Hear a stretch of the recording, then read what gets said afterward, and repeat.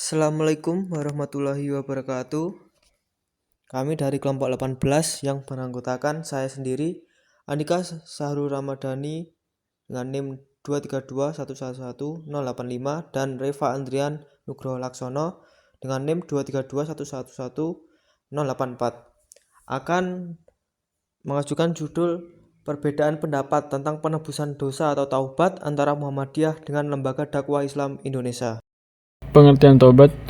Taubat adalah menyesal dengan sepenuh hati atas dosa yang telah lalu, memohon ampunan dengan lisan, menghentikan kemaksiatan dari badan, bertekad untuk tidak mengulangi lagi di masa depan.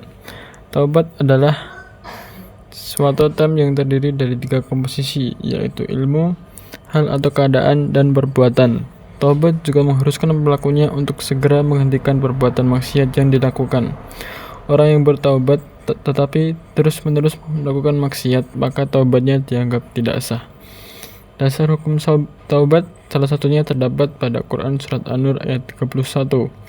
Selanjutnya, macam-macam taubat. Terdapat 4 macam taubat. Yang pertama adalah taubat inabah.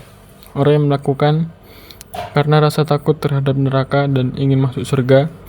Yang kedua, taubat istijabah, karena merasa malu terhadap Allah. Dan taubat nasuha adalah karena orang-orang mukmin yang disebut dalam firman Allah dalam Quran Surat At-Tahrim ayat 8. Dan yang terakhir adalah taubat ahli ma'rifat, yaitu taubat yang dilakukan oleh orang-orang yang memiliki pemahaman yang mendalam atau pengetahuan batiniah. Selanjutnya, perbedaan cara taubat antara LDI dan Muhammadiyah. Yang pertama, Muhammadiyah. Dalam Muhammadiyah terdapat cara-caranya, yaitu yang pertama, berhenti dari perbuatan yang menyebabkan dosa. Yang kedua, melakukan salat taubat dan berdoa memohon ampunan dari Allah Subhanahu wa taala. Yang ketiga, menyesali sepenuhnya perbuatan dosa yang telah dilakukan. Yang keempat, berjanji untuk tidak mengulanginya kembali dengan sungguh-sungguh. Dan yang terakhir, tidak berputus asa dari rahmat Allah. Tata cara salat taubat. Yang pertama, niat yang tulus dan ikhlas. Yang kedua, melaksanakan salat sunnah taubat sebanyak 2 rakaat. Yang ketiga, doa sebelum taubat. Dalam salat taubat terdapat rukun-rukun, yaitu yang pertama, takbiratul ihram. Yang kedua, doa iftitah. Yang ketiga, qiyam. Yang keempat, tasmi'. Yang kelima, ruku'. Yang keenam, sujud. Dan yang ketujuh, tasyahud akhir. Yang kedelapan, salam. Dan terakhir, doa taubat. Itu tadi cara-cara taubat dalam Muhammadiyah. Dan yang kedua yaitu menurut Lembaga Dakwah Islam Indonesia atau LDI. Dari informasi yang kami dapat, perbuatan orang dalam atau jamaah harus disaksikan oleh imam atau para wakil. Jika seorang anggota jamaah melakukan dosa dan hendak bertaubat atas dosanya, maka harus melalui prosedur yang telah diatur dalam aturan mereka. Nah, dalam cara taubat ini, mereka ada cara tersendiri, yaitu yang pertama, mereka menyediakan surat tebusan taubat. Maka tata caranya adalah yang pertama, mengisi formulir yang telah tersedia dalam surat dan menuliskan secara spesifik detail dosanya. Yang kedua, menaruh uang kafarah sebesar 100.000 dan diserahkan kepada amir. Selanjutnya, sebab perbedaan antara keduanya. Pendekatan Bayani, Burhani, dan Irfani merupakan metodologi Islam yang digunakan Majelis Tarjih Muhammadiyah.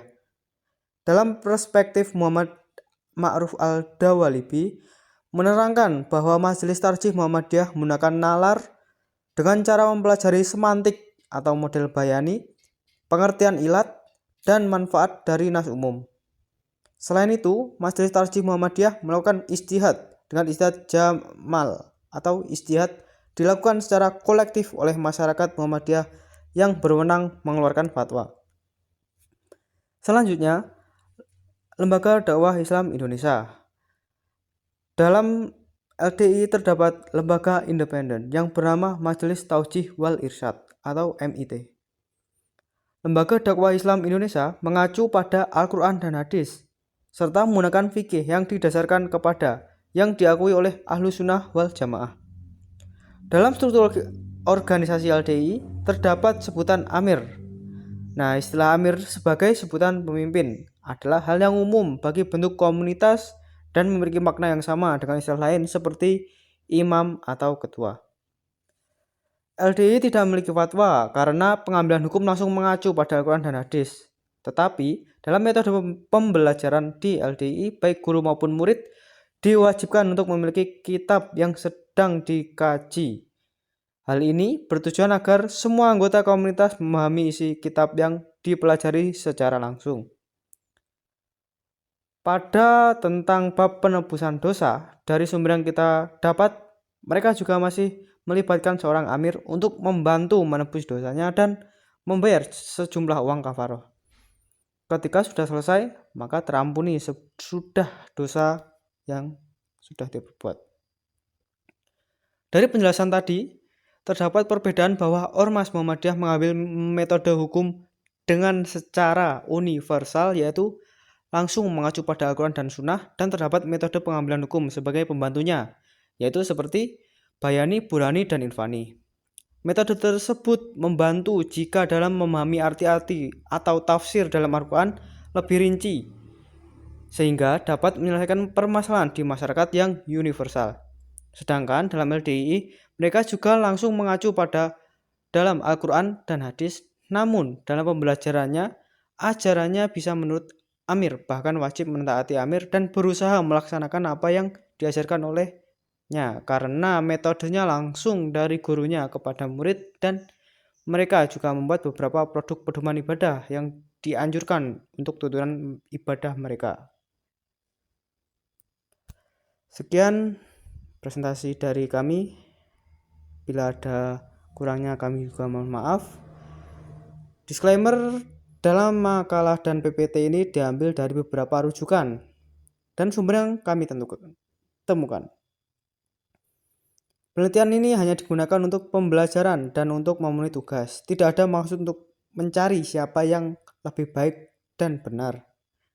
Jika dalam kepenulisan ini terdapat kekeliruan, kami mohon maaf sebesar-besarnya dan bimbingannya untuk mengetahui yang tepat tentang yang kami bahas. Sekian, wassalamualaikum warahmatullahi wabarakatuh.